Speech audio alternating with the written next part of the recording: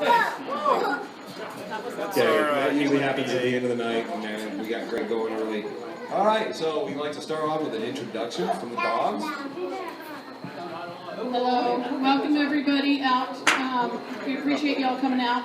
My name's Melanie Gibbs. I'm the president of the Dons of Arizona, and we co-sponsor this event with the Dutch Hunters, and so we're going to get started with the program. And thank you again for everyone coming out. Thank you, Melanie. And 11 years ago, this is where we made our home, and we've had the event annually every year in October, the end of October. So we thank the Dons for their sponsorship and all their support. They did a lot of rehabilitation of these buildings, roofs, painting. The fire pit here was rebuilt. So, a great facility for us to kind of do what we do. So we thank them very, very much for sponsoring us each year and having us out here every October.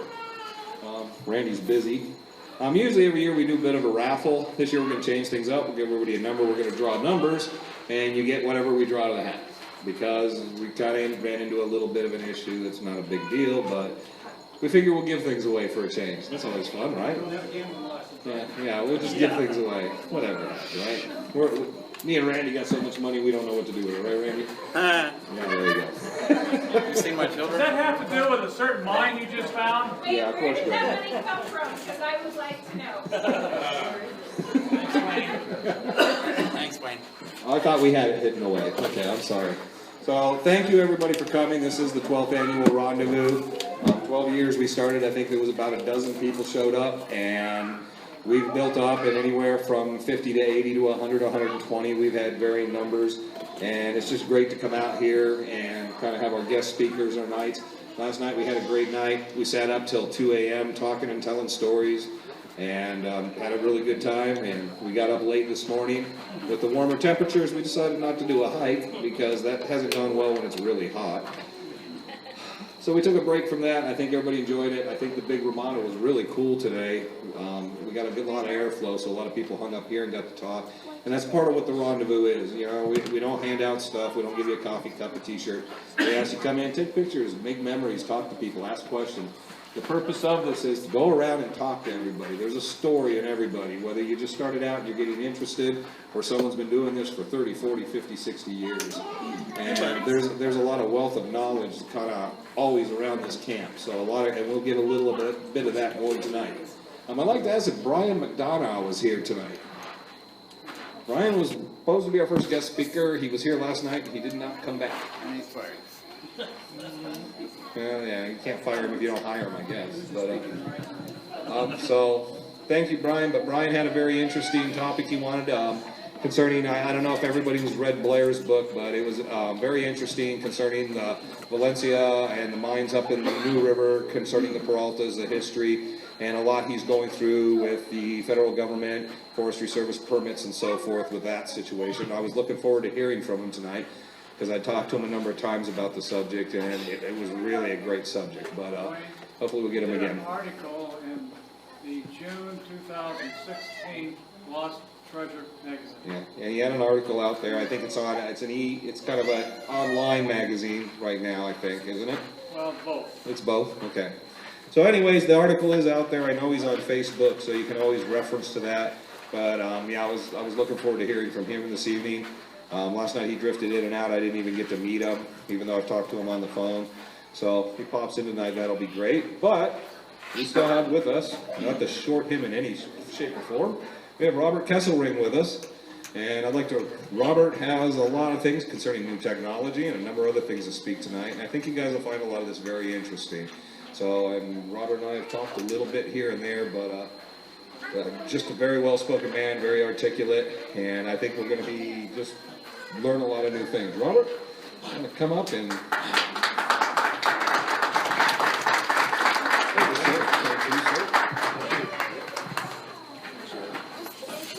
And it's all yours. You got a chair if you want it. You can walk if you want it. All right. You got it all. I think everyone can hear me. So we can hear you, please. Can you turn it up, please? They want more Hear volume. you. Talk louder. Okay, it says talk louder. How's that? Okay, here we go. Test 1, 2, 3. 1, 2, 3. Up, up, up. Can't get too much louder. They said, yeah, they don't want to blow the speakers. Yes, my name's Robert Kesselberg, and I guess I got started into a lot of this, got started when I was about 12. One of my aunts said, hey, your uncle passed away, he's got this book, I think you'd like it. And it was a signed copy of Thunder God's Gold by Barry Storm. And I lived with that book as I grew up in Arizona. And that was my sole source of information until Helen Cortman's book came out. There was all the internet and all the other chat, but in terms of stuff that makes you dream, because it was a guaranteed step up. But having admired the work of most of all the people that are in here right now, and being a beginner at it, and I wondered what chances I might have of doing anything. Well, as I grew up, my background was in missiles. I'm a retired missile engineer from Tucson. My expertise is in putting radars and artificial intelligence into weapon systems so that they can spot something, tell you what it is, and you tell the software whether or not you want it dead. And I had the pleasure of trying to solve problems like, is it a Russian tank that's owned by a friend, or is it a Russian tank that's owned by an enemy? And the simple differences might be something as small as which side did they put the searchlight on.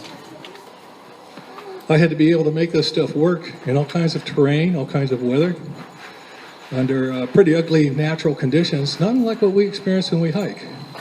So I asked myself what I could do with my expertise that might bring me up to speed, give me some chances. And I got interested in metal detectors. I had been in the military in Vietnam, 1968 to 1970. Basically, I fixed everything if it wasn't cryptographic. And the metal detecting systems that they use for mines and everything caught my attention. So I started with that. I understood and learned what a VLF detector is, and like a gold butt. A lot of us have had those. But then out come the newer ones that they have now, the pulse induction systems. And I learned what the advantages and disadvantages were. But when I studied the history and the lore of the superstitions between buried treasures, mines, and everything else, it became clear to me that a metal detector wasn't going to do a whole lot except find you something laying on the ground, maybe within the top 18 inches if you're lucky. And if you're going to do some serious prospecting, one of the first problems you have is how far down do I have to dig? Especially if you're going to work like in a stream bed and you're looking for the bedrock, or if you're looking for that ore body that's in a fault or a seam. And the other problem is, okay, the front of this mine is collapsed. Does it open up anywhere? How are you going to find out? Well, I searched the internet, came across the subject of three-dimensional metal detecting systems. They make images, right? Well, the advantage to those is that they can discriminate. They can tell you something that's magnetic, and they can tell you if it's not magnetic. They do it with color coding, but you have to use a computer, you have to use a cell phone, and the sensor system. Now, unlike a radar, most of this technology, they run like a metal detector, they don't transmit signals, they're flat. They take the energy that radiates from the Earth and takes a picture. It's like a third eye. The advantage to this is obvious. It makes it ultralight. I chose this model. Would you hold that for me? You tell me how heavy you think that is. Is that very heavy? No. £1.5. Hook this up with your cell phone or a little iPod. You can image what's down below you 15 feet in the superstitions. Now I know that because when I was thinking about buying it, I talked to the manufacturers. It comes from OKN in Germany. The man that was the engineer that did the work came out to the superstitions and proved his system in the superstitions. His name was Frank Kasser, and I debated with him about how we know how deep something is. Tomorrow I'm planning on coming out for you a little after breakfast, and I'll put out a little demonstration of showing you how this thing really works. Tonight I thought I'd go over telling you some of the issues, the advantages, and the limits. This rover is called UC for undercover because when you walk past the rangers, they think you have a hiking stick. And you're not doing anything but looking at it, and it's got a little jack on it, and it's got an LED, and you tell him, that's my radio, and he doesn't believe you, let him listen to the radio. But in fact, you use this thing like it was a lawnmower. You just make a strip, you step to the side, you make another strip, make another strip, make another strip, and it paints a 3D image of what's underneath you. If it's metallic and it's corroded, has to be corroded, you will see it. If that corrosion is on iron, it paints it blue. If it's not iron, it paints it orange. If there's a mine underneath you, it will see where the roof of the mine is. You don't know where the floor is. The reason is that this thing likes to find the biggest change in what's underneath your feet. And the corrosion that's on the metal and on the ores and everything acts like glass in ice water. It distorts the images. And so they paint them for you. Now you see colored ice cubes. But if you were to just look at the signals, it's like looking at glass floating, ice floating in a glass of water. So this thing paints all that and it finds the biggest pieces, the most important chunks, and gives you a map. And you can measure right down to the inch how deep it is, its size, it's a photograph. It can handle an area. When I've gone out to claims for miners and mapped the bedrock form or where the ore is, I've been able to do about 25 by 50 feet. I did one for Rick and Company, and I think that was about 60 by 80 feet. And that's a challenge. That's about a 3 or 4 hour task. In terms of what you can get out of this, whether or not you're going to want to dig. I'm a member of the GPA Gold Hunting Club and Desert Gold Diggers in Tucson. And when we go out, the first thing I run into is where do I want to try and start digging sand out of a riverbed to run my dry washer. But when we find claims and there's ore, it's a question of do I want to dig down to it? And if it's about 2 to 4 feet, I might put the work into it. And this rascal goes down to 15 feet. And I'm sitting there looking at this computer going 8 feet through rock. You think I'm going to do that this weekend? To hell with that. Okay. So this thing has greater capacity than one would normally want when you're hiking. But the thing of it is, it collapses into something that's only that long. It's 1.5 pounds, runs off of 2 AA batteries. It works with just about any Samsung phone. It likes Androids. But you have to pay to load the software into your Samsung. And that's about $65. This, on the other hand, is $10,500 before taxes. Yeah, that's a real barrier to success. So what I've done is I've offered to go do things for people because I've got one. It helps me get the practice, see different kinds of conditions and problems. But I've been able to, for example, find horseshoes that have been lost. They've been buried maybe a foot or two down. And they look like crescent moons with a circle closed around it. I found wrenches that look like wrenches on the scanner. When I find lode in the superstitions, it almost reminds you of the pockets that you've seen where they've dug them out for the drift mine by the Mexicans. It literally follows the terrain. And you can see the little rivulets and everything in 3D. So I'll be able to set this up on the laptop for you later if you want to see some pictures of some of these things. But as I said, the only advantage to a metal detector of any kind is to decide what kind of work you're going to do. So you have to set your goals, and that's going to depend a lot on what kind of terrain you're in, if you're in the superstitions or anywhere else. Now, the critical problems with such a device is this. Since this is trying to use what looks like ice floating in water, it's dang fussy. If I am walking and I tap something, it immediately declares that as a false alarm and gives me a great big bright target that makes me get excited because I think 1 foot down is a 1 pound magnet or a dark magnet or maybe a nugget. It depends on how it bounces. You can't let it touch anything. If it touches it, it jiggles just enough, it gets all excited. You have to hold this thing perfectly vertical.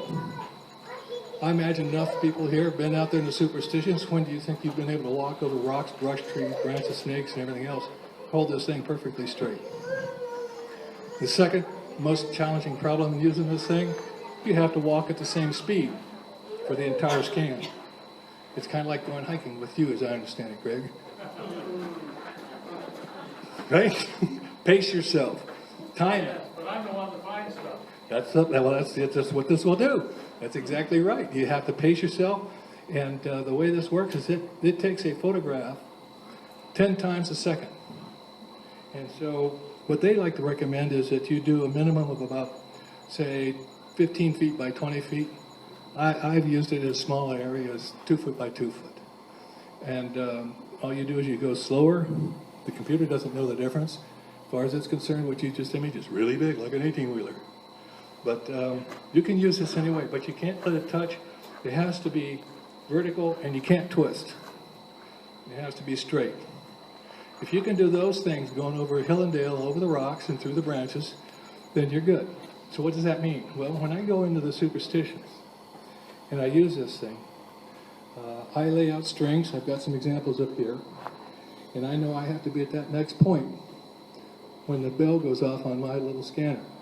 It sends out a little ding, ding, ding. I know I got to be right on time, so it's like dancing. If there are boulders to climb over, you have a risk. So there can be up to an hour's preparation on site of, okay, that rock rocks too much, it wiggles, I got to brace it up.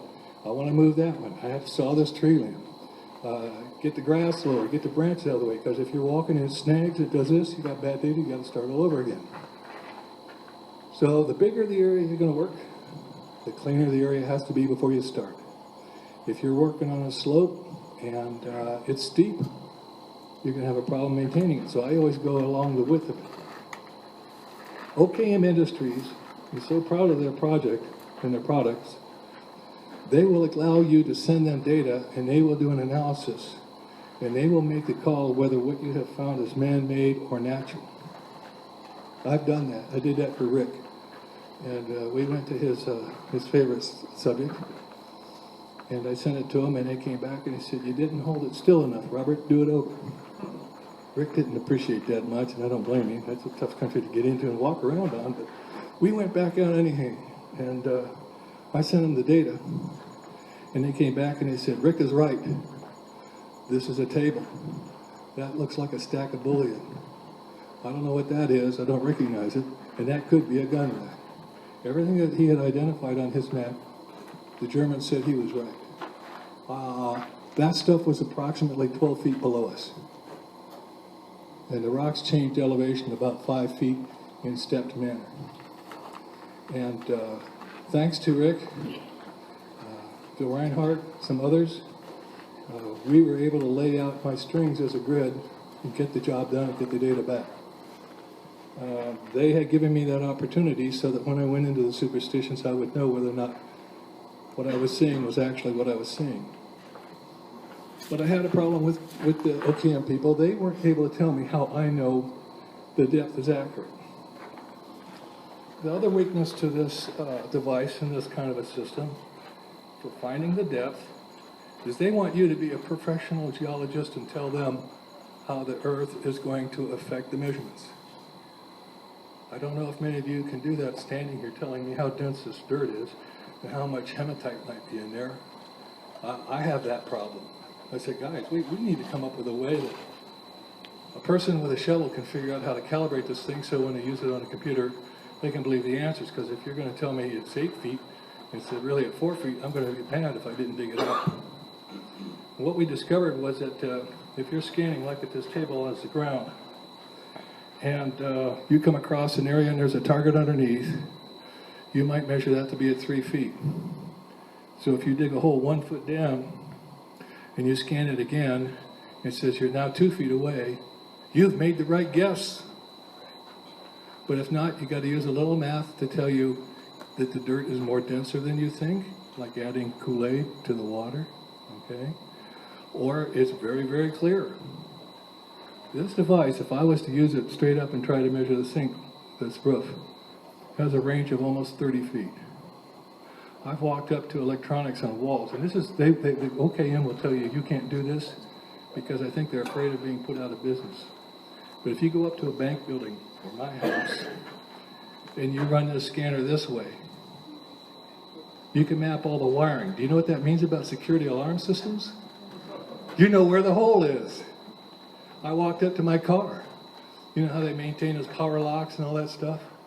Through steel. I walked the length of my car. I mapped all of the handles. I mapped all the wiring. It's like an x-ray. But you ask them, and they're going to say, no, it doesn't work horizontal. It has to be vertical. Never use it horizontal. So you want to experiment with these things, and you want to have a way of knowing whether or not the depth is accurate by doing a little spot, coming back, digging down, scanning it again. You want a really robust target down there. This thing will not see pure metal. I can walk over a rusty hubcap and detect it 15 feet, no problem. But you can take a 1 ounce gold coin and throw it on the ground, and it won't see it. It has to have corrosion. So I asked them, I said, okay, Germans, how corroded is corroded? We've seen pennies. They said, okay, in general, in dirt like Arizona, it has to be buried at least a year, if not 2, before this thing will see it. Okay? So that kind of covers the big thing. I know that the batteries are strong enough. I use lithiums. I go out 10 days at a time, and I never have to change them. When you squeeze a little trigger, the green light comes on, and the radio's working. And if I turn on my cell phone and I turn on the application, that green light becomes blue. They're talking, and my cell phone is giving me a control, and it wants to know what I want to do. The application gives you the ability to use it like a magnetometer, so you can go around and you can sweep the area you're going to search and find all that steel and nails, horseshoes, or whatever crap is going to be detected that you don't want. You can find it like a pointer. Then you can use it as a slice look-through for really big things, like, okay, you suspect that there's a big ore body down there. This will get you rough information.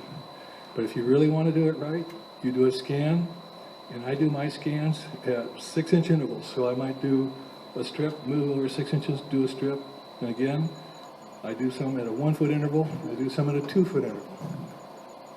And it's always about, do I want to dig? But the nice thing is this will see the voids.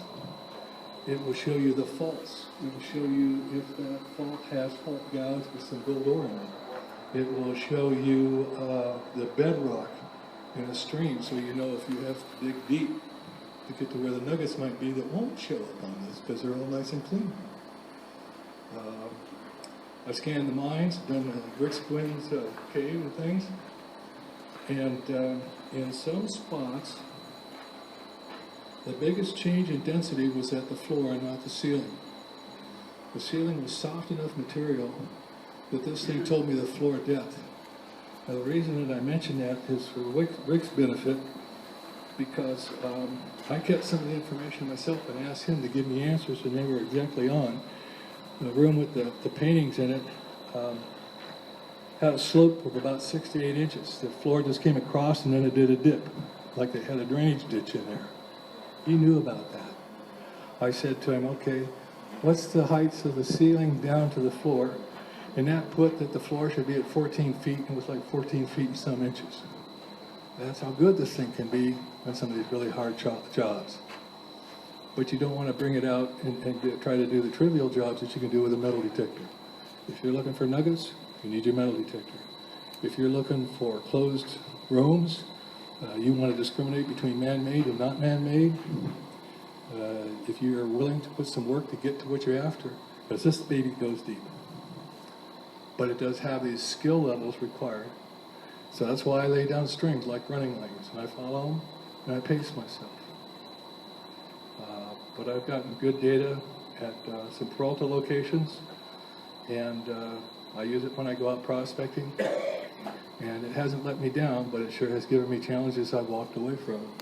There's a mine out there, the big digs out where Rick's area is. And this person wanted to file a claim on it, wanted to know where there was ore. And I said, well, let's go over to the entrance of it. I did a little 6 foot by 6 foot patch.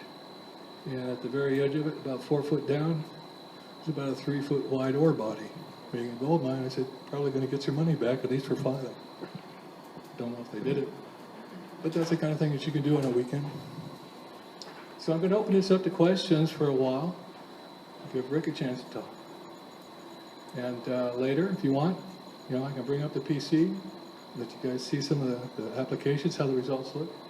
And tomorrow I'll show you literally a drill, go through it. We'll see whatever the results are. They are what they are. Comments, questions? Do you anticipate the price coming down eventually?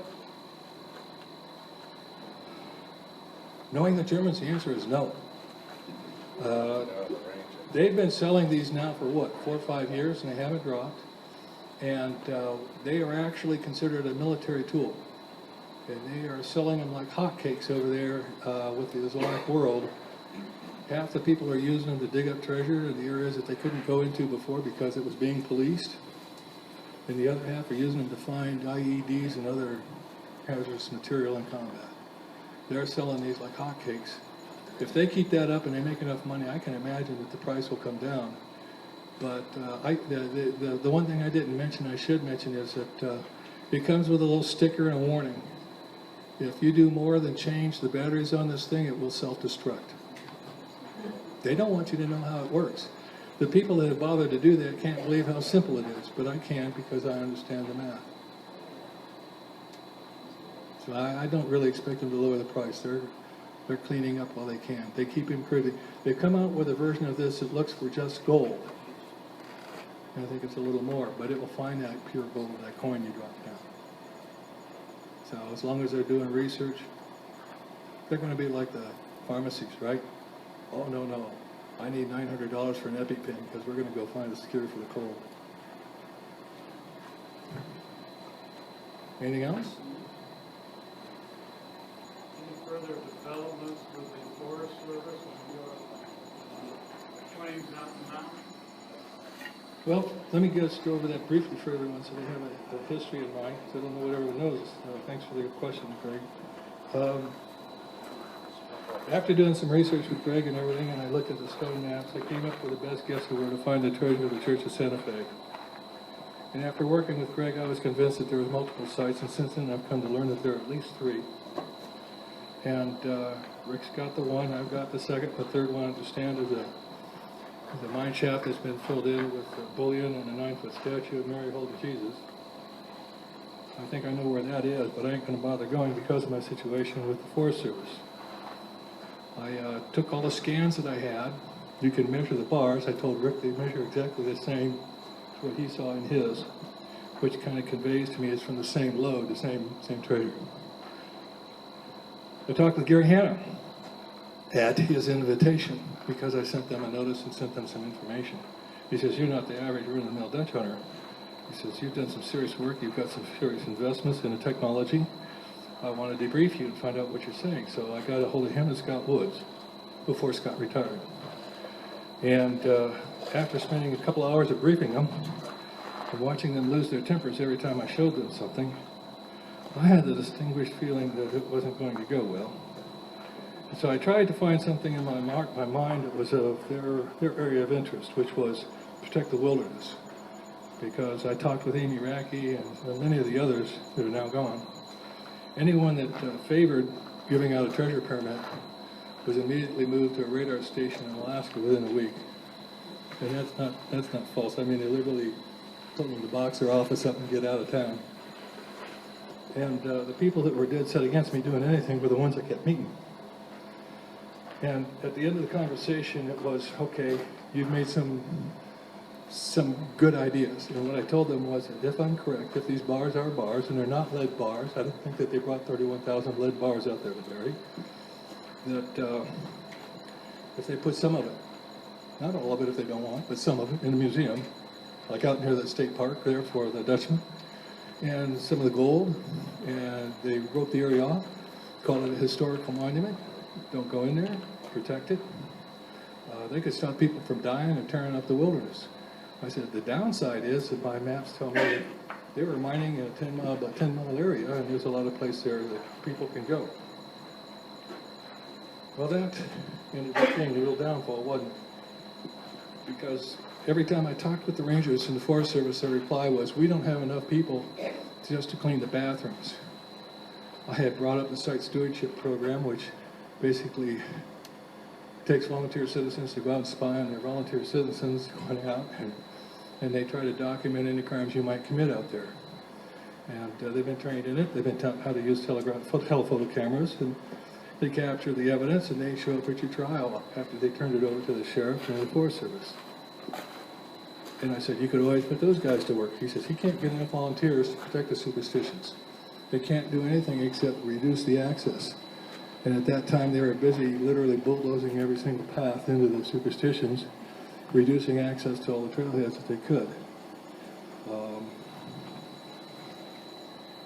I said, well, I'll tell you what, give me 3 months to go off and debate it amongst yourselves. Because I think that if they were to recognize the history of the facts, provide some evidence, they could draw a lot of people that are going into the superstitions off to the museums.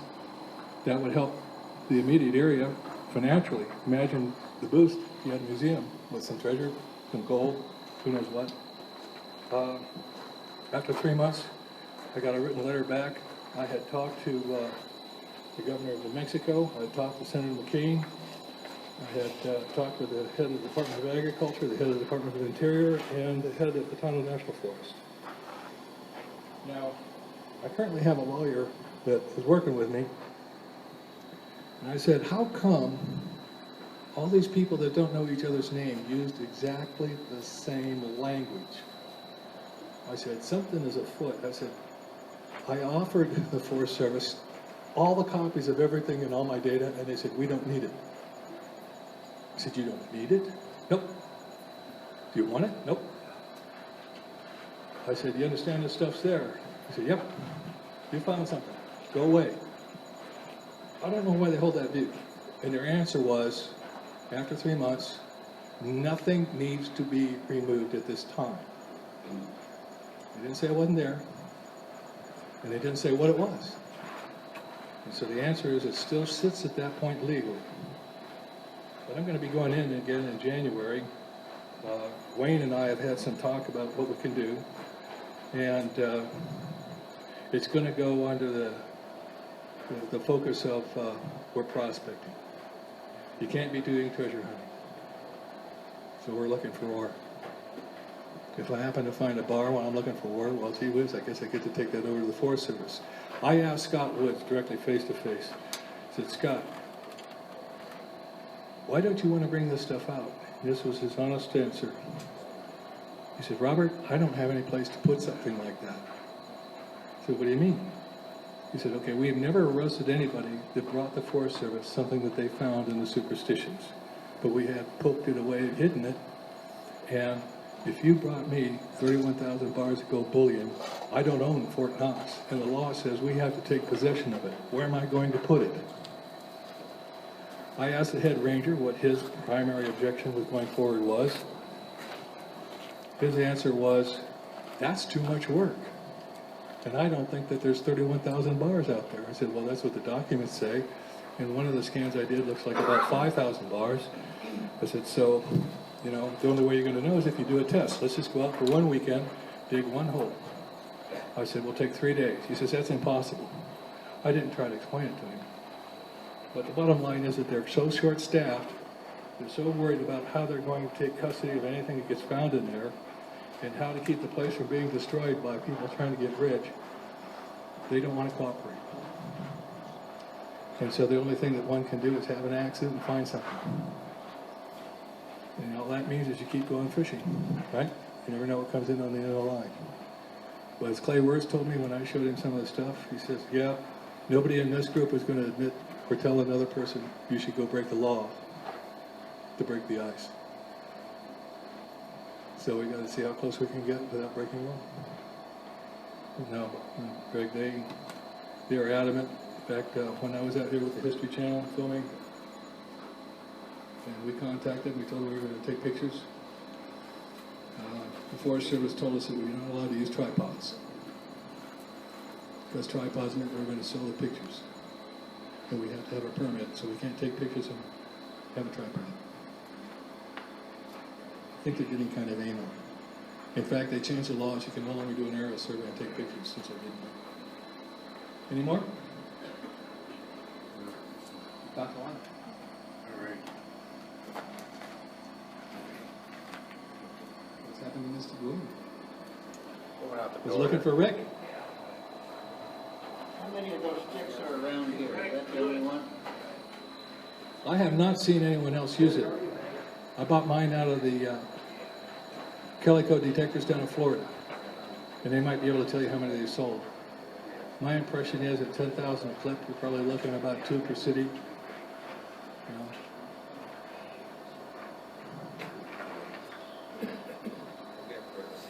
Thank you for the opportunity. Thank you very much.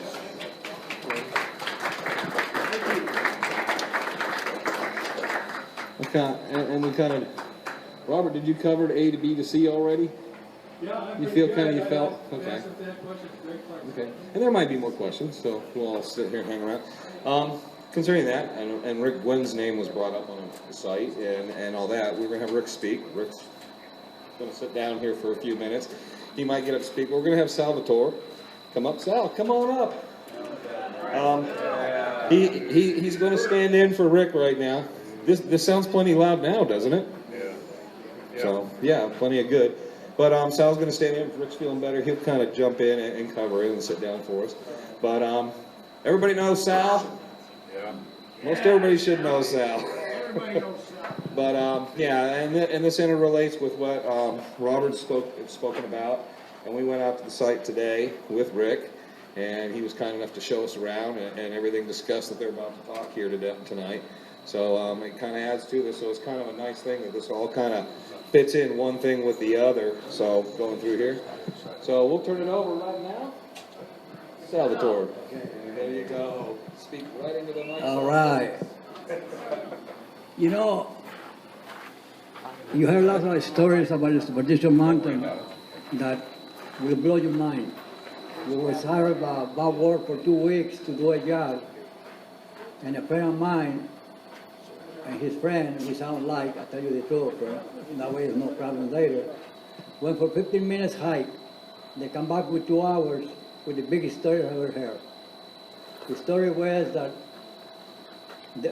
they was hiking and the dog went into a hole, and it was an incline, and it got flat, and then it was like a wall, and on top of it was a blunderbuster. As soon as they say blunderbuster, I don't care about the rest. We're talking about 1500s, okay? I know my history. And the next thing he told me was a ruby that big.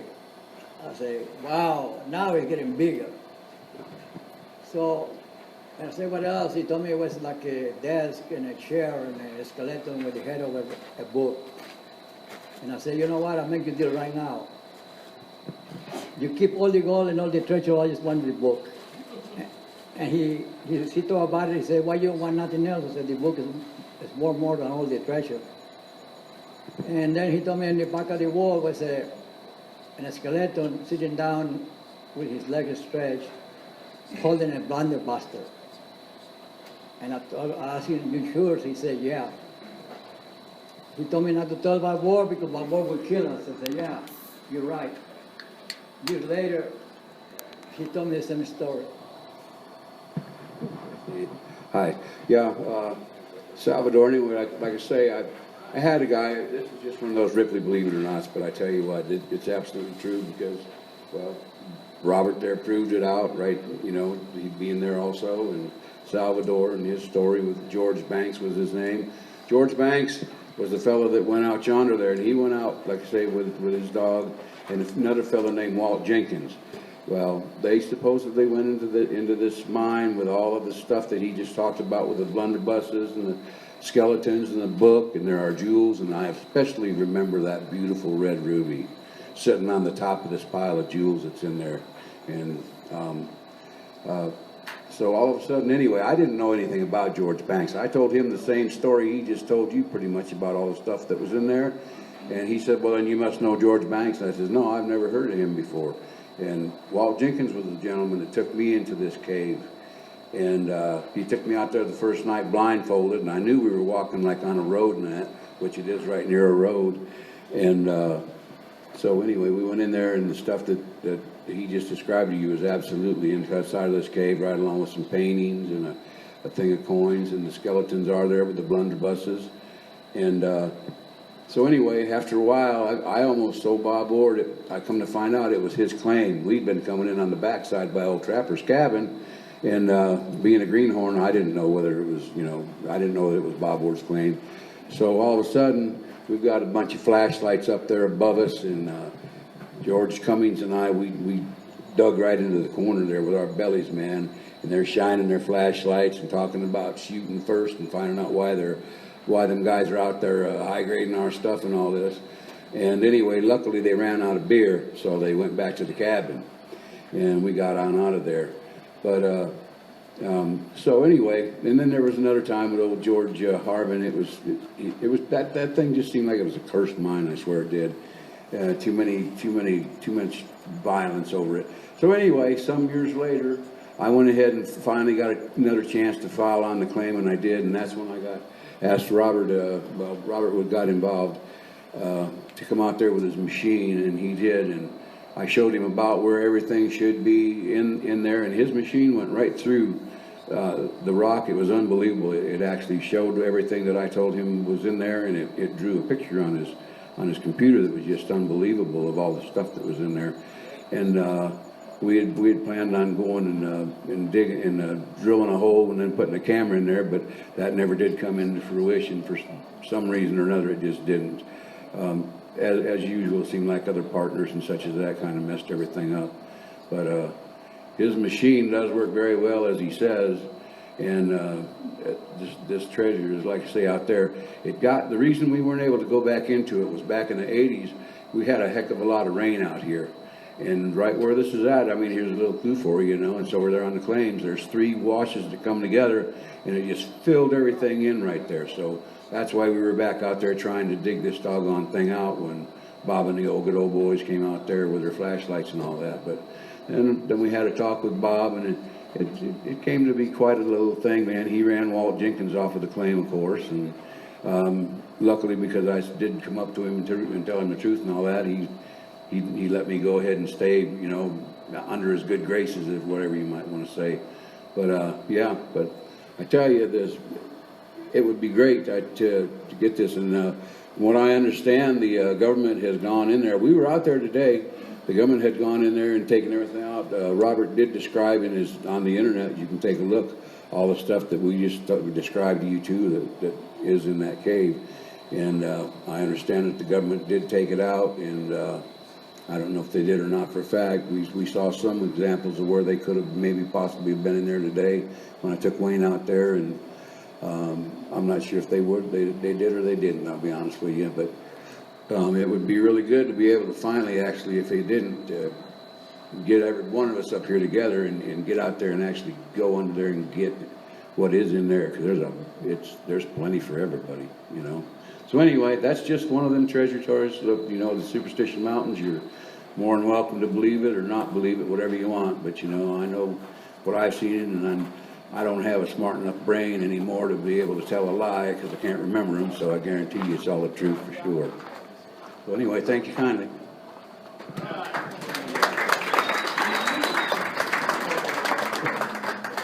So does anyone have any questions? Obviously Salvatore has, the story kind of interrelates with Rick's. Obviously we're here and here. Robert's still here. I'm sure. Okay, I see him that way. Anybody have any questions for any of them concerning this? Is Alan Tree here? Is Alan Tree here? Is Alan Tree here? I don't think so. Salvatore doesn't think so. He made it. Didn't think he made it. And like I said earlier today, Rick was kind enough to take us out to the site. He was speaking of. We got to walk around that site, see where the hole is, going back in and everything. Got to walk around the site, and we actually did video of it. We'll get out there, but that was, thank you very much, Rick, for inviting us out there and getting to take some time to take a look around and stuff and get more in the backstory and so forth. But I don't know if there's anything any of you guys want to add, or is there any questions? Thought I'd put that scan up to the day it is. Just to see the result. Well, no questions at all. I'd like to see the scan. Bob would like to see the scan. Does anybody have anything they'd like to talk about this I evening? got a question. Yeah, there we go. I'm completely new to this whole scene. How long have you guys been doing all this? Like, how many years have you guys been out in this mountain, running around? Where do you want to start? Bob, how long you been out here? When did you start with Crazy Jake?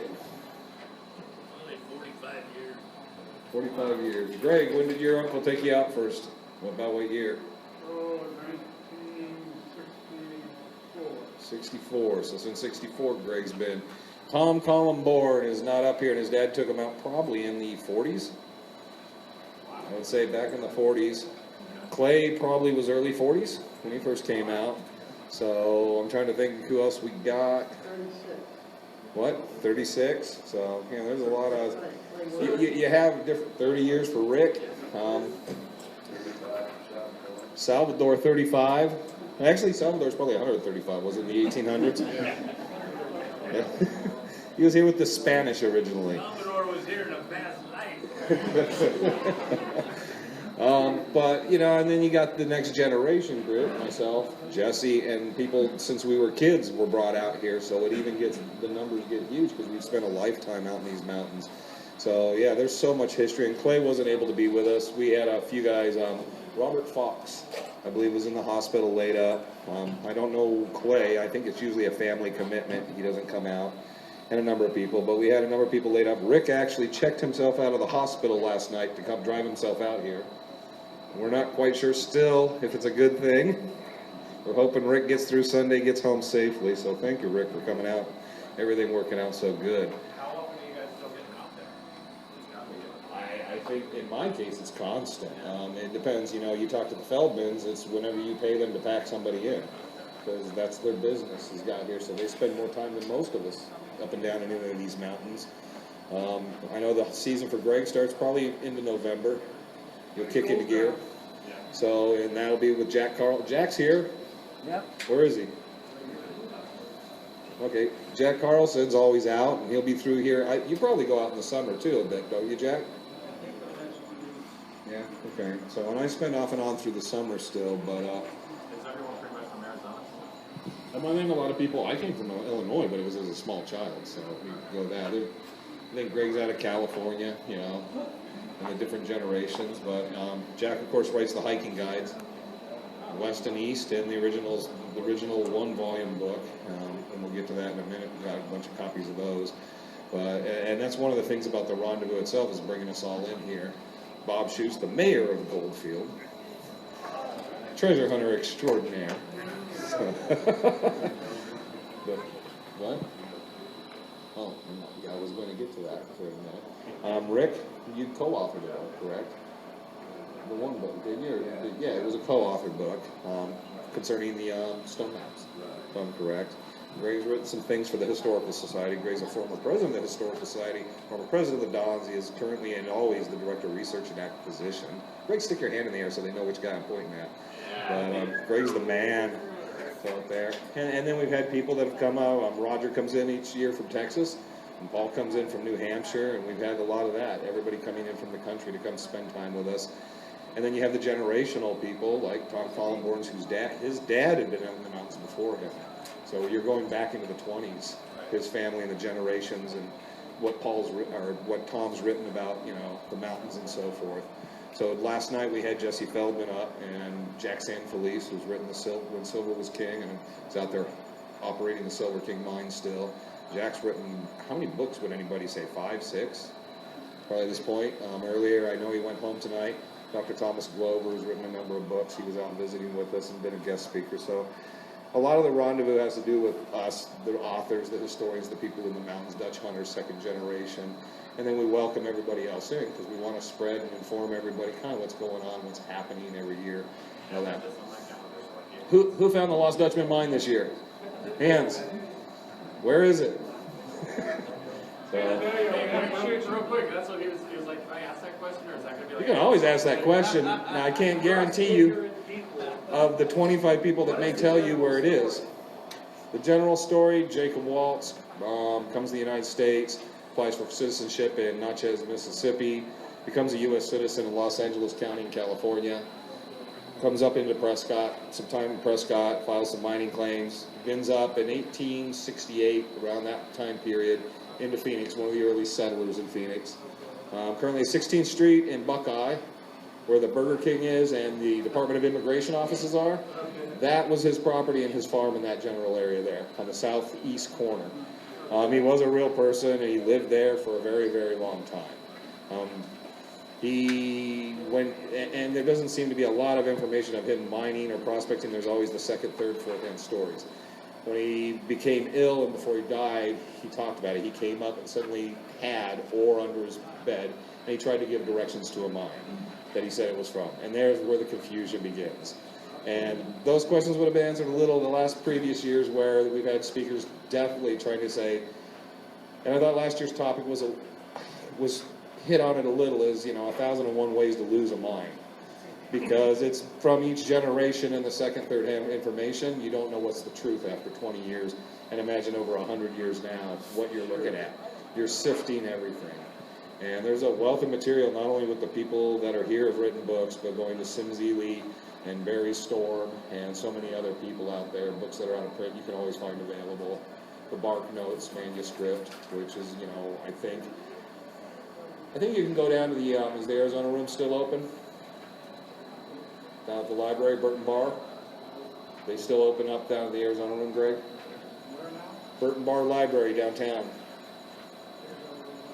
You can usually check around, and if you get out, someone will make a copy of them if you can't get down there and make a copy of them. But it was a manuscript, Jim Barker, probably the earliest writings on it, because he was putting that together probably in the 30s. So is there an estimated value? It would be hard because you have whatever everybody was saying at the time. It's enough to make, what, how many millionaires? Was the number 20 or something like that? Orders is estimated that for every 3 feet, it's $1 million. What Helen put in her book, I just found it about it, probably put on the internet. She had records that she's copied with Wells Fargo. Help me out here about making errors. I seem to recall something on the order of the head purified bullion from the mine, wherever you got it, shipped to Sisker, was it, Oklahoma maybe? $457,000. And there have been recent exposures of similar reports about Back then. Wayne, give us It's the like mic. he says, how much of it is factual? Yeah. Robert, the mic. Okay, he was talking about the Wells Fargo note where everybody comes up with a different number, because I think some people have said it's a 4 and 4,500 and this and that. But anyways, it was in Helen Corbin's book, The Bible, I believe, yeah. It wasn't, was it in the Curse of the Dutchman's Gold? The previous book? Greg's shaking his head, no, he doesn't think so, he doesn't remember. Anyways, I don't know if Helen's book's still in print. You can probably go out somewhere and find out somebody can copy. What? Bob Corbin pulled it. He's not with us this year. Still available on the internet. Okay, still available on the internet. You got with that book, Helen's previous book, Curse of the Dutchman's Gold, Thomas Glover's Golden Dream, The Lost Dutchman Mine, and then he had a companion book, the Holmes manuscript, about Dick Holmes' story. It was written by Brownie Holmes, so always good books if you can dig those up. They were written probably, I think Helen's Bible came out late 90s?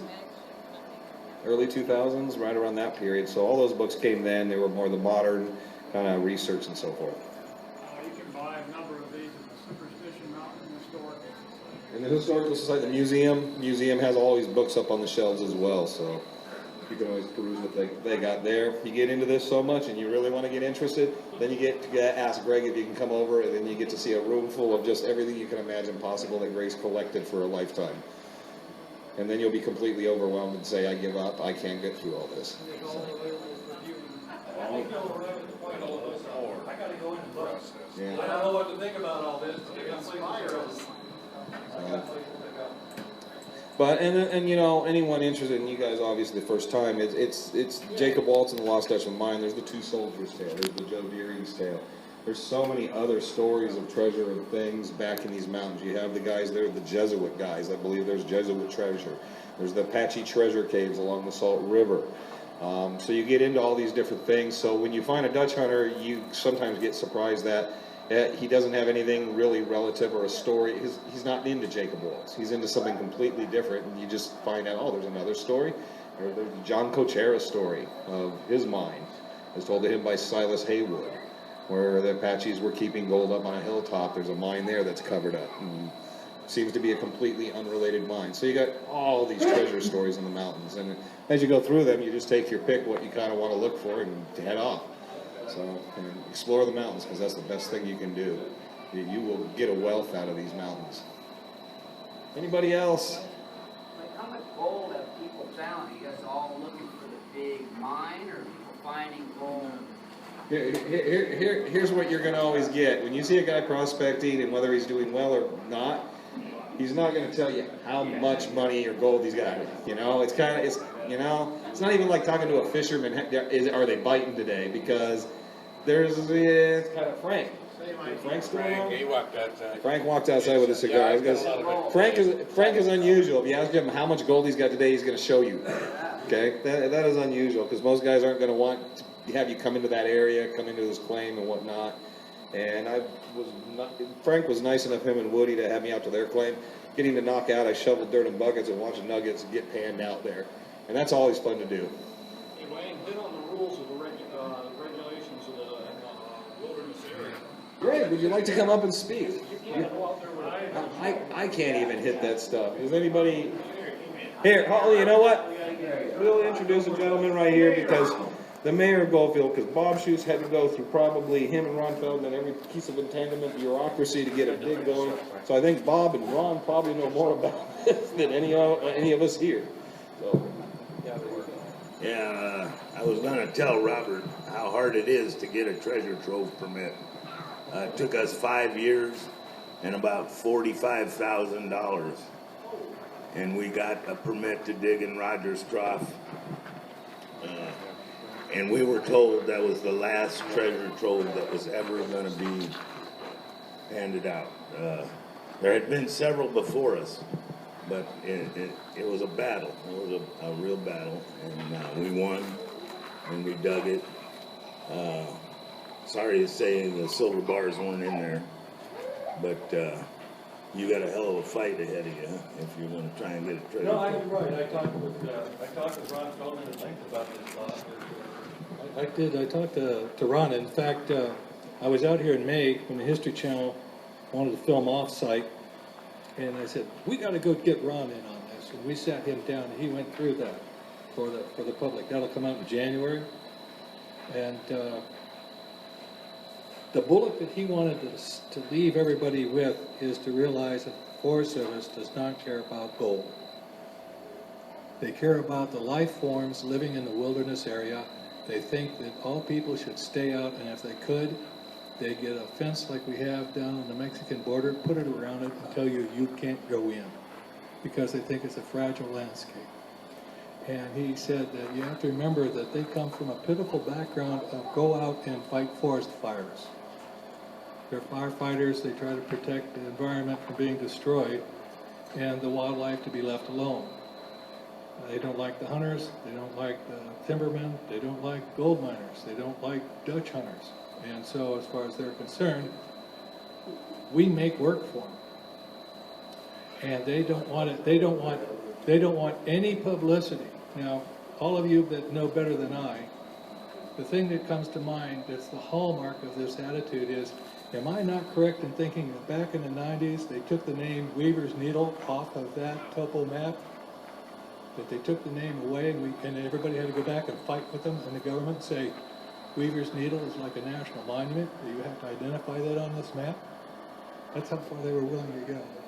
So you have to understand their perspective and their needs. And as I said earlier, they don't even have enough volunteers to take care of the bathrooms at the trailhead sites or anywhere else. They're very peeved. And the biggest problem is the mess that people leave behind. And these are the guys who are not going to leave a mess behind. Part of the deal was that we had to pay for an archaeologist to be with us the whole time we were digging. And that part of it was about, I think, 20 grand, 25 grand, that part of it was. And they came out and visited us twice while we were out there, and then one final check that we reclamated the whole area. 20 grand. Well, the money went a lot of different places, lawyers and all kinds of stuff, but we pulled it off, and because we succeeded, that's when they put a what do they call it? I can't think of the word. Moratorium, exactly, that's it. And they will never issue another treasure trove permit. Tom Rich is there, he contributed some of the money for that. Stand up, boy, take a bow. Yeah, it was a good experience. And we were out there for a total of 9 months. Not solid, by the way, it was about 2-3 times a week for 9 months. And we sunk a shaft that was about 25 feet deep, cleared the drift out. The shaft was there at one time. We redug the shaft and put the drift back in. We hit the hole just as it was described in the notes, and but the silver was gone. I have to add one thing, that all of the Dutch hunters probably support some view. We cannot assume we're the first ones that got there. Secondly, you cannot assume that whoever did get there was going to let everybody know. So the question is, what are you there for? Everybody that I've met that's either been miserable or ill over the experience went there with gold fever. And they're interested in the size of the wealth, but that really just indicates what's the chances you'll find something when you go out. But the game is afoot and it's exploration. It's like a video game. You just go back in, you try again, you go back, you try again. And it's the exploration. It's the experience of being in the wilderness, being in an area with all this history, and feeling like you're rubbing shoulders with it. What I am going to share with you is what we did accomplish. The timbers that were in this mine were proved to be pre-1810, which blows the history books away that the Spaniards were never north of the Gila River. And that was our intention to prove that, and we did. And I believe someday the notes will be released from our historian that worked with us and the geologist, and that's what we proved, is that the Spanish were north of the Gila. As we all know, they discovered the Grand Canyon, for Christ's sake.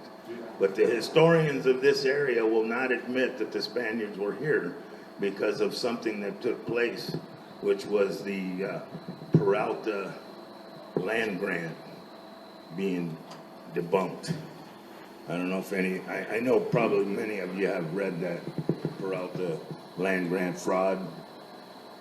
And I see a show of hands. All right.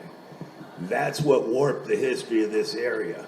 When that got debunked, after that, no historian would claim that the Peraltas were north of the Gila.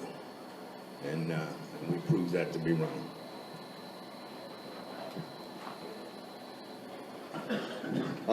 And a lot of that history Bob was talking about, that dig. Jesse Feldman has a book. It's available at the museum. Jacob's Trail has a lot of information about that dig. And doesn't Jack Sanfelice in his book has a lot of it concerning the dig out there too, doesn't he? I think his new book covers a little of that dig and some of that information as well, since Jack was out there. So, and I think he included it in the last book. Paul, look up. So just so everybody's completely aware, because Paul and I have been following us all night, we'd like to tell you, first time in a very long time, the Chicago Cubs are in the World Series, by the way. They took the Dodgers 5-0 tonight.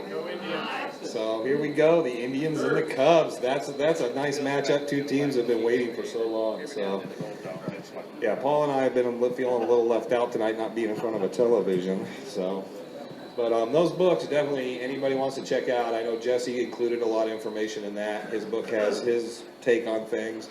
And Jack has written his latest book. I can't remember the name of it. Oh, Lost El Dorado. The Lost El Dorado, and it has some really cool pictures in there of some really cool people. And some other not so cool people. But I'd like to turn over. Bob, you left us too quick. Bob, can you come back over here for a second? Sal, can you come over here? Oh, God. For a long time, I think it's, Sal, was it for 25 years now? Is this the 25th or 26th year of the Victory Club? 24. 24. Long time ago, Salvatore started a thing called the Victory Club. And I'll let these guys kind of talk on it, but pass from Salvatore to Rick Gwynn. Last year, Rick Gwynn decided he was going to pass it to Bob Shoes, who touched me on the shoulder and said, well, we're in this for the next 12 years, bud. I don't know how I got into that, but anyways, I'd like them to talk a little about the Victory Club last year. Victor got it the year before, Jack Sanfelice. They have a Treasure Hunter of the Year award. They have a kind of a Man of the Year award, where you kind of, before you can make the next step, they give you a plaque and some stuff and kind of honor you with you. Has Greg been entered into that circle? I know Tom Collenborn has, a number of different people. All three of these gentlemen. It's kind of like the Treasure Hunters Club and the recognition for what people have promoted. Very, very nice. Jesse's in. You guys left Josh out, so maybe he'll put to quiet down. So, anyways, I want to still on. Anyway, Speaker, Wayne. did somebody step on the speaker wire? Get away from the speaker. No, it's just I think it might be the mic. Anyways, we'll talk really loud. I can be loud. I don't know. Bob's voice will carry. I know that. But I'll give a little background of some of the people. The history of the Victory Club will be meeting early next year, and Bob and I will be pushing things. But they'll describe kind of what else goes on with the Victory Club. You started it. When I come here in 82, I thought I can do it in 6 months and go home. That was 35 years ago. One thing I learned from Mel Fisher, that he said, you can stand the heat, get out of the kitchen. He lost a son, a daughter-in-law, and a crewman. And when they asked him, what are you going to do? He said, keep on going. I thought he was cold-blooded, and I still think he does. But this is the nature of the business. When I come here with no museum, everybody talk about when we're going to build a museum, I say when we get started. So I have the Superintendent Historical Society, thanks to Bob, open a museum at Goldfield. Then it's usually the second. Nothing comes for free, everything is hard work. Then, back then, the treasure hunters don't have no hope. So I decided to do the Victory Club, to let you know that no matter how hard you are, sometimes we don't say thank you enough. I decided to give a ring once a year, so I did the first 12 years, and he did the other 12. Check. You don't have to plug it in. Yeah, Salvador started the club out, and like you said, he gave out the rings to who he thought deserved it. And Okay, here we go. That mic seems to be boom. Salvador. Hello? Yep. Salvador gave out the ring for 12 years, and then at that point, he passed it on over to me, and I've been giving it out for 12 years. And this year it was a fellow, one of my best friends ever, Victor Deaton is his name, and he didn't quite make it. He passed away in April. And so anyway, now it's my 12 years are done, and we passed it, like it says, on over to Bob Shoes, and Wayne and him are going to do it together. And so anybody's welcome to come to it. It's March 15th every year, and we're going to be having it at the Goldfield this year, out at the museum and such as that. So anybody wants to come visit, it's usually about 7 o'clock at night. So yeah. So anyway. Kind of keep that input in there. I think it's just that input. Hello. You're there. Yeah, we're gonna do it for the next 12 years, like I'm gonna be here for 12 years. That's why I got Wayne involved. We'll do it as long as I can, and Wayne will take it from there. But yeah, we just made that other guy, I think like 3 months before he died. and that was like the best thing that ever happened to him in his life. And there's some big people. Bob Corbin got an award. I don't have the list because it burned up in a fire in his house. Do we have a good list somewhere? Okay, all right. Well, I don't know the list, but it's like 24 people have got it now. Yeah, yeah. And he said that award made more, was the best. You know, he's got a lot of awards through the years, and so did Corbin. And they both said that meant more to him than a lot of the stuff they'd received through the years.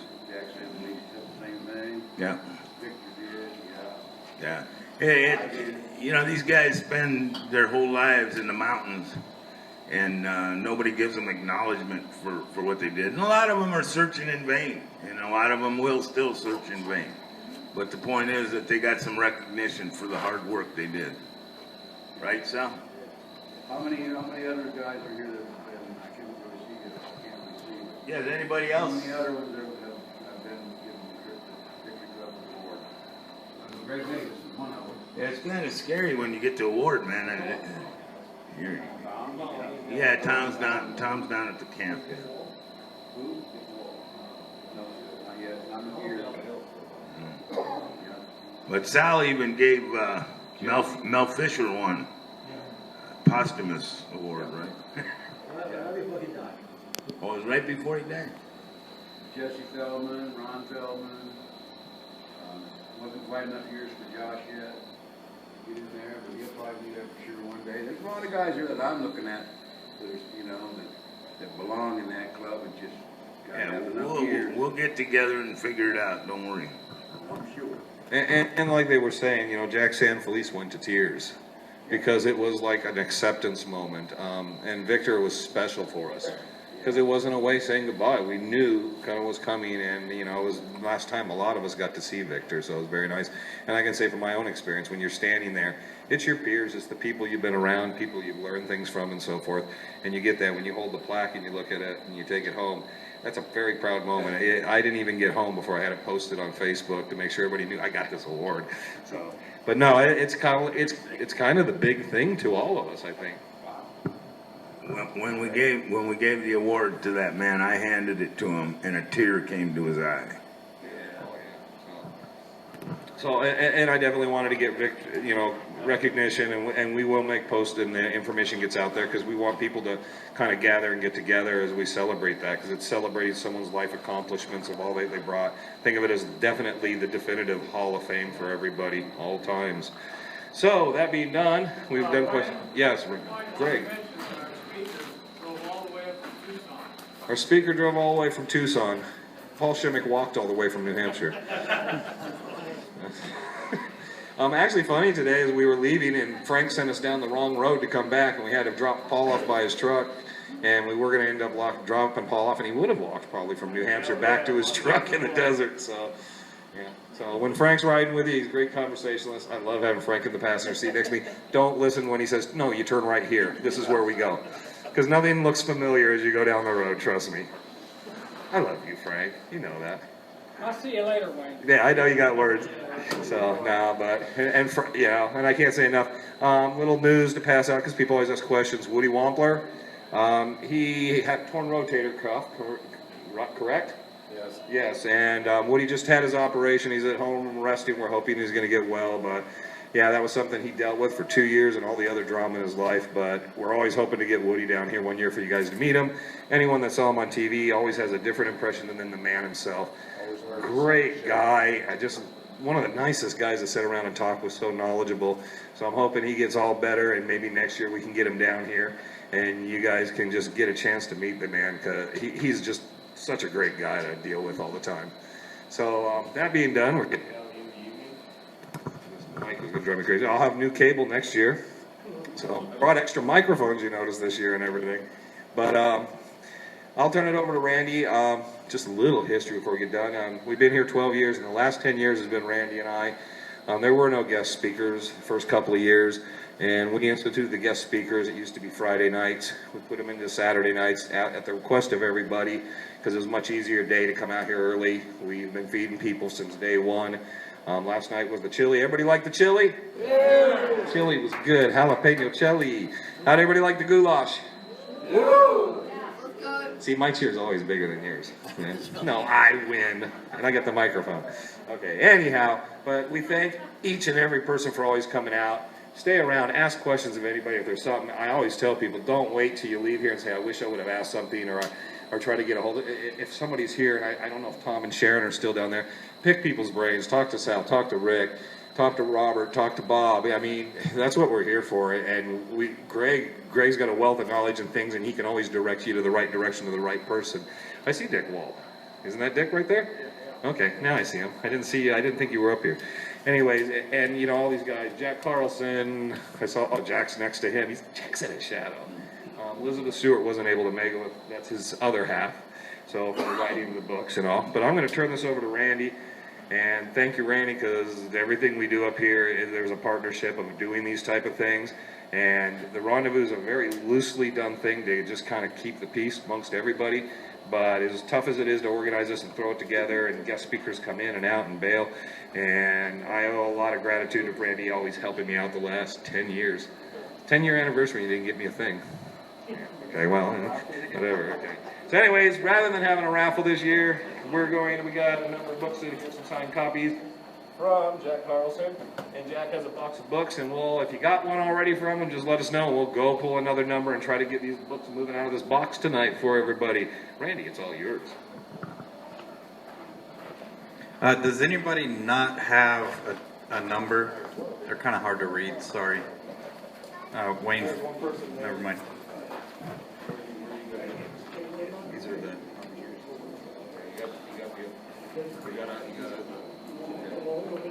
Hand in the air. Hand in the air.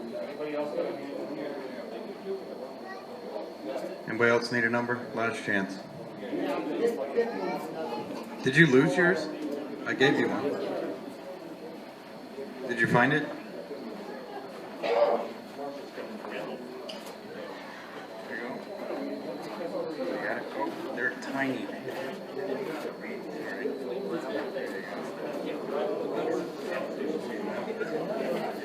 Anybody else? Hand in the air, yell. Here.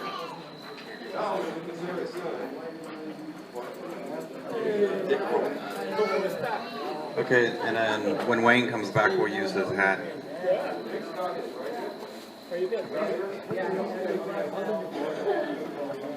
See your hat. Your hat, please.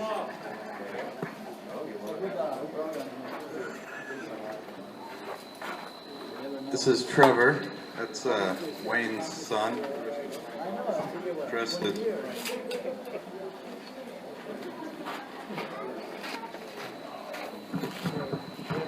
Okay, first number 38. Oh, bingo! Ah. 38 is great. Randy, you have somebody that wants to draw the numbers. Come here, Piper. Yeah. Big mind. This is Robert. He's kind of new to things. Friend of mine for a long time. And this is Piper. She's going to draw the rest of the numbers. Just pick one out. They're little tiny ones. Just one. There we go. Let me see.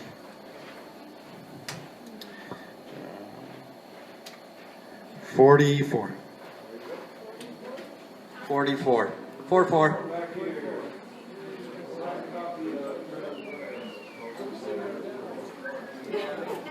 Thanks. Okay. Get one more, Pipes.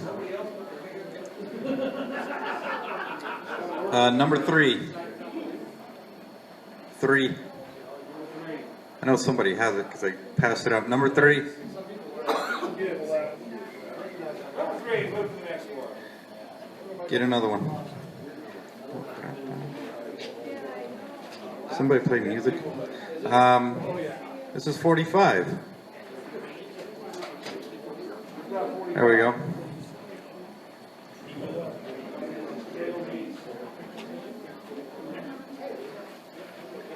Good job, Piper. This is 34. 34. 34. 34. We need a Vanna White.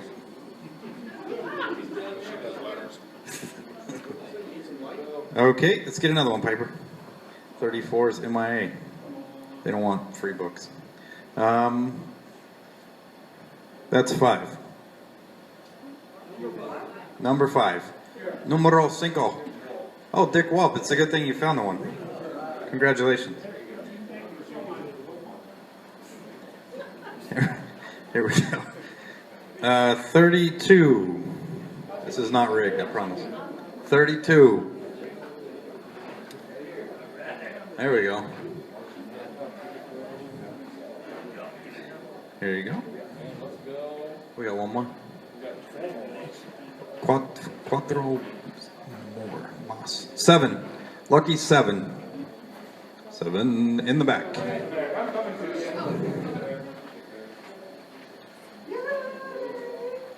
And this one is the double 14.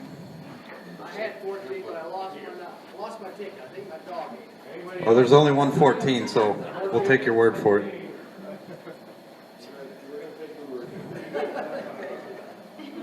Two more. Did he say my dog ate it? He has a dog. That's allowable. 48.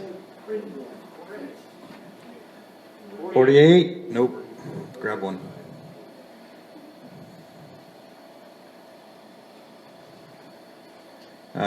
Let's do 28. Who's got 28? There we go. You couldn't even remember your number. You had to look at it. They're hard to read. I don't know who made these things, but... One more to go. Oh wait, that was me. Oh, 27. 27.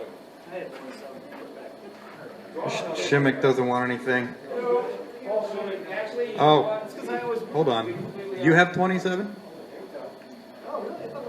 we got two 27s right Oh. It's 47. How much stuff have you won over the years? That's 27. At least 3 years. Are you sure that says 27, Paul? And why do you have 2 of them?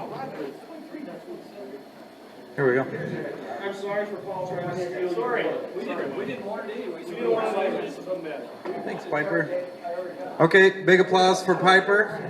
Thank you, Piper.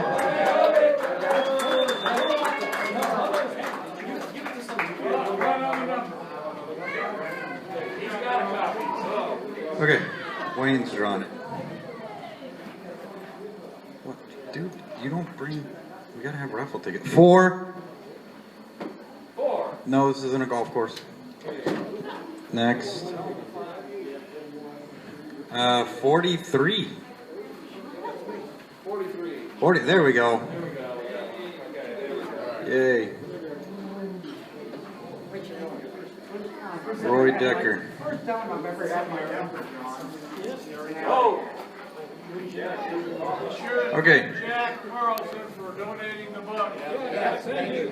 Yeah. The books are from Jack Carlson. Him and Elizabeth write hiking guides to the Superstition Mountains. I think a lot of people can thank them for not getting lost and dying out there, because their books are amazing. So it has maps all over the superstitions of trails, but it also has history along with it. So it's a really fun read. But you know, like Wayne said, thank everybody for coming.